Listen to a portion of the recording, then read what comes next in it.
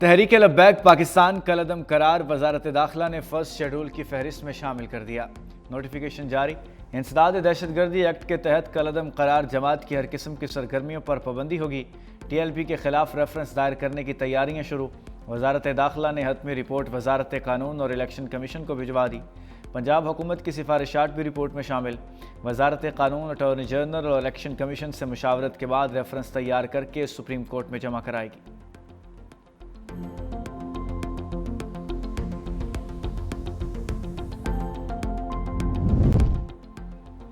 T L P کو ایک project کے طور پر لانچ کیا گیا۔ یہ لوگ جو کر رہے تھے وہ سیاست نہیں، انتشار تھا۔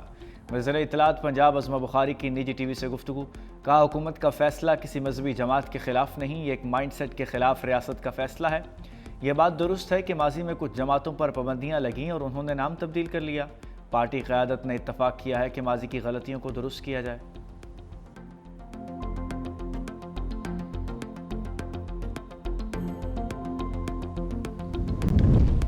پنجاب سے اسلحہ اور سمگلنگ کلچر کے خاتمے کا فیصلہ۔ صوبائی حکومت نے غیر قانونی اسلحہ جمع کرنے کے لیے 15 روز کی مہلت دے دی۔ صرف پولیس اہلکار اور رجسٹرڈ سیکیورٹی گارڈز کو اسلحہ رکھنے کی اجازت ہوگی۔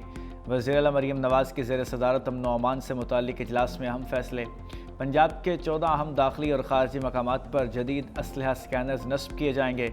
10 لاکھ لائسنس یافتہ اسلحے کی ازسر نو جانچ پڑتال اور سخت سکروٹنی ہوگی۔ Punjab surrender of illegal arms act 2025 متعارف کرایا جائے گا۔ اسلحہ سمگلنگ کی سزا 14 سال قید ہوگی۔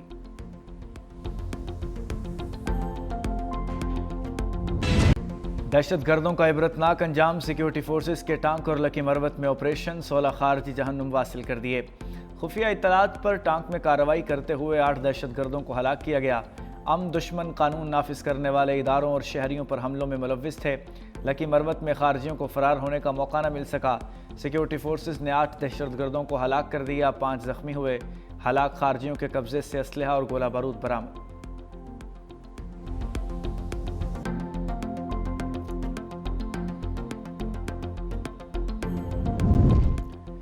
ہنگو میں دشمنوں کی بزدلانہ کارروائی۔ چیک پوسٹ پر دھماکے میں ایس پی سمیت 3 اہلکار شہید۔ ذرائع کے مطابق نامعلوم افراد نے ہنگو چیک پوسٹ کو دھماکہ خیز مواد سے اڑایا۔ اطلاع ملنے پر ایس پی آپریشنز اسد زبیر موقع پر پہنچے تو دوسرا دھماکہ ہو گیا۔ وزیر اعلیٰ خیبر پختونخوا نے آئی جی پولیس سے رپورٹ طلب کر لی۔ صدر مملکت اور وزیر اعظم کے حملے کی مذمت۔ وزیر داخلہ محسن نقوی نے کہا شہداء کی قربانیاں رائیگاں نہیں جائیں گی۔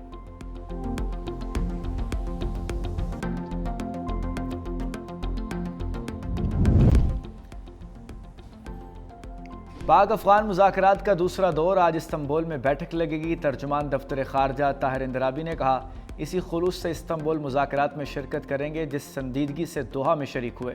دوحہ مذاکرات کے بعد افغان سرحد سے کوئی بڑا دہشت گردی کا واقعہ نہیں ہوا۔ دریائے کنڑ کے حوالے سے عالمی قوانین کی پاسداری کریں گے۔ سلامتی صورتحال کے باعث افغان سرحدی راہداریاں بند رہیں گی۔ اشیاء کی آمد و رفت اور تجارت سے زیادہ اہم ایک عام پاکستانی کی جان ہے۔ بھارت کا افغانستان میں سفارت خانہ کھولنا 2 ممالک کے اندرونی معاملہ ہے۔ بھارت کا افغانستان میں کردار زیادہ مثبت نہیں رہا۔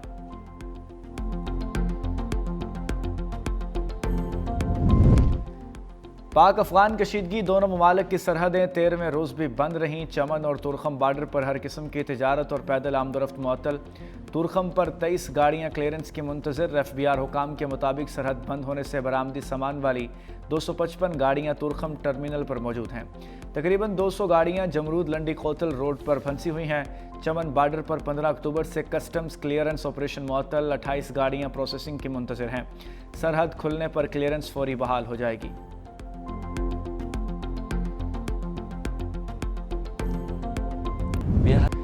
سرحد پار ٹی ٹی پی کا بھرتی اور تربیتی نیٹ ورک بے نقاب ہو گیا۔ سرحد پار سے یہ نیٹ ورک پکڑا گیا۔ افغان خودکش بمبار وسیم کا اعترافی بیان بھی سامنے آ گیا۔ بیان دیتے ہوئے وسیم کا کہنا تھا کہ خودکش بمبار نے 2023 میں جلال آباد مدرسے میں داخلہ لیا۔ جماعت الاحرار کے ایک کارندے نے تربیت کے لیے راضی کیا۔ کنڑ کے ایک مدرسے میں خودکش حملے کی تربیت حاصل کی۔ شونکڑے نے کنڑ کا تربیتی مرکز مولوی بصیر کے نام تھا۔ مولوی بصیر ٹی ٹی پی کمانڈر ولی خراسانی کا بھائی ہے۔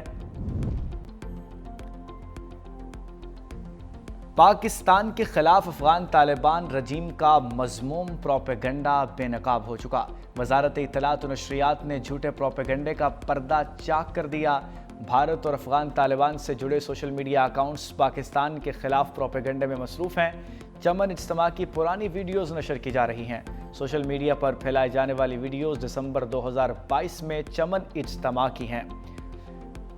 جھوٹا بیانیہ، من گھڑت خبریں پھیلائی جا رہی ہیں۔ بھارت پاکستان دشمن سازشوں میں افغان پروپیگنڈا مشین کا بڑا سہولت کار ہے۔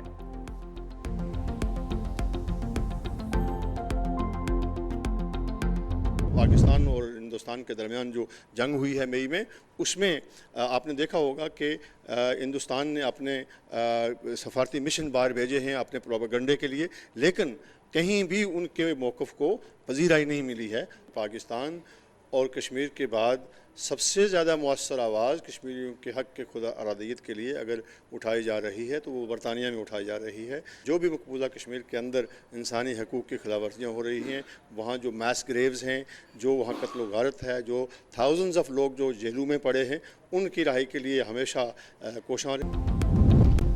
پاکستان اور قطر کا دو طرفہ اقتصادی تعاون بڑھانے پر اتفاق۔ وزیر اعظم شہباز شریف سے قطر کے وزیر تجارت و صنعت شیخ فیصل بن ثانی کی ملاقات۔ وزیر اعظم کا توانائی، زراعت، آئی ٹی، سیاحت اور بنیادی ڈھانچے میں سرمایہ کاری کے مواقعوں پر زور۔ قطری سرمایہ کاروں کو SIFC فریم ورک کے تحت شراکت کی دعوت دی گئی۔ شیخ فیصل کا اقتصادی تعلقات مزید مضبوط بنانے کے قطر کے عزم کا اعادہ۔ دونوں رہنماؤں نے مشترکہ وزارتی کمیشن کے اجلاس کو تعاون کے فروغ میں اہم سنگ میل قرار دینے پر اتفاق کیا۔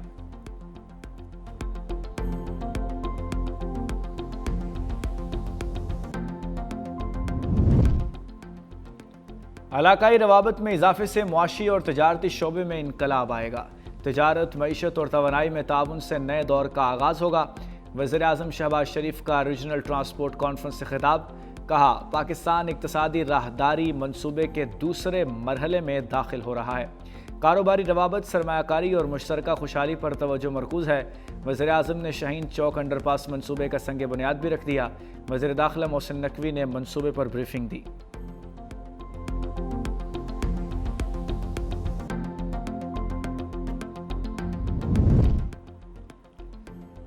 صدر مملکت آصف علی زرداری سے پولینڈ کے نائب وزیر اعظم اور وزیر خارجہ کی ملاقات۔ تعلیم، دفاع اور عوامی تبادلے کے فروغ پر بھی تبادلہ خیال کیا گیا۔ صدر مملکت نے پولینڈ کے ساتھ دیرینہ تعلقات کو باہمی احترام اور تعاون پر مبنی قرار دیا۔ دونوں ممالک کے درمیان سیاسی، معاشی اور ثقافتی روابط کو مزید فروغ دینے کی خواہش کا اظہار کیا گیا۔ آصف زرداری نے پولش کمپنیوں کو خصوصی اقتصادی زونز میں سرمایہ کاری کی دعوت دی۔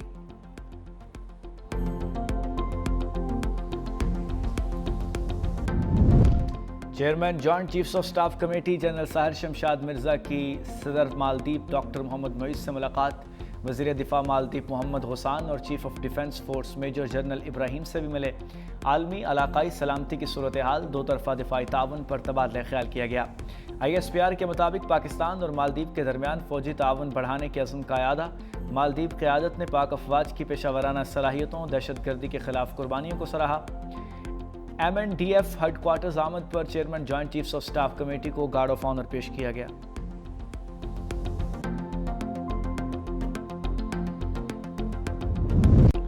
چھبیس نومبر احتجاج کیس ATC عدالت نے علیمہ خان کا شناختی کارڈ اور پاسپورٹ ضبط کرنے کا حکم دے دیا۔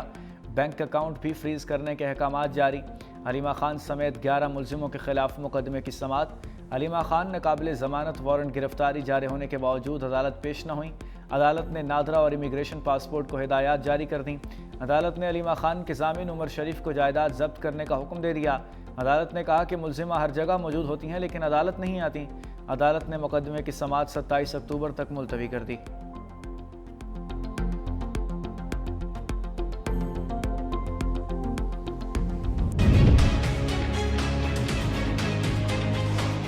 میرے خیال کے مطابق جمہوریت ہے اور سیاسی لوگوں کو سیاسی طریقے سے ڈیل کرنا چاہیے، اور اگر سہیل افریدی صاحب جا کے بانی PTI کو مل لیں گے تو کوئی آسمان نہیں گرے گا اور کوئی قیامت نہیں آئے گی۔ KP کے حقوق لینے کے لیے پولیٹیکل پروسیس میں شامل ہونا پڑے گا اور پولیٹیکل طریقے سے KP کے حقوق لینے پڑیں گے۔ سہیل افریدی بانی PTI سے مل لیتے تو کون سی قیامت آ جاتی؟ वज़ीर आला की बानी से मुलाकात पर मुल्क का नुकसान नहीं होगा। गवर्नर पंजाब सरदार सलीम हैदर की मीडिया से गुफ्तगू। कहा सुहेल अफरीदी को मुलाकात से रोककर मुफ्त में हीरो बनाया जा रहा है। बोले नून लीग से मोहब्बत नहीं मजबूरी का रिश्ता है। वज़ीर आज़म ने पीपल्स पार्टी के तहफ़्फ़ुज़ात दूर करने की यकीन दहानी कराई। सिस्टम को डीरेल होने से बचाना है तो PPP को सामने आना होगा। गवर्नर खैबर पख्तूनख्वा फैसल करीम कुंडी ने कहा सियासत अपनी जगह लेकिन सूबे का मुकदमा हर फॉरम पर लड़ूंगा। खैबर पख्तूनख्वा में 80% दहशतगर्दी अफगानिस्तान से हो रही है।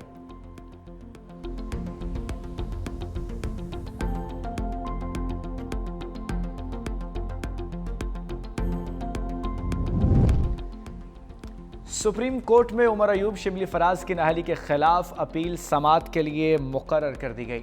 जस्टिस अमीनुद्दीन खान की सरबराही में 5 रुकनी बेंच 27 अक्टूबर को समाअत करेगा।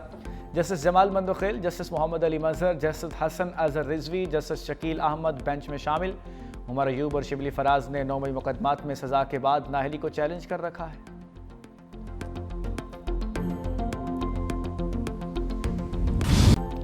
वज़ीर आला पंजाब मरीम नवाज के खिलाफ नैब ऑफिस पर हमले का मुकदमा खारिज। प्रोसिक्यूशन की मुकदमा खारिज करने की सदा मंजूर। मुकदमे में मरीम नवाज, राना सनाउल्लाह समेत दीगर अफराद शामिल थे। अदालत ने पुलिस के अखराज रिपोर्ट पर महफूज फैसला सुनाते हुए रिपोर्ट मंजूर कर ली। रिपोर्ट के मुताबिक मरीम नवाज समेत दीगर के खिलाफ नैब ऑफिस पर पथराव के इल्ज़ाम साबित नहीं हुए। पुलिस ने मुलजिमों के खिलाफ 2020 में थाना चौंग में मुकदमा दर्ज किया था।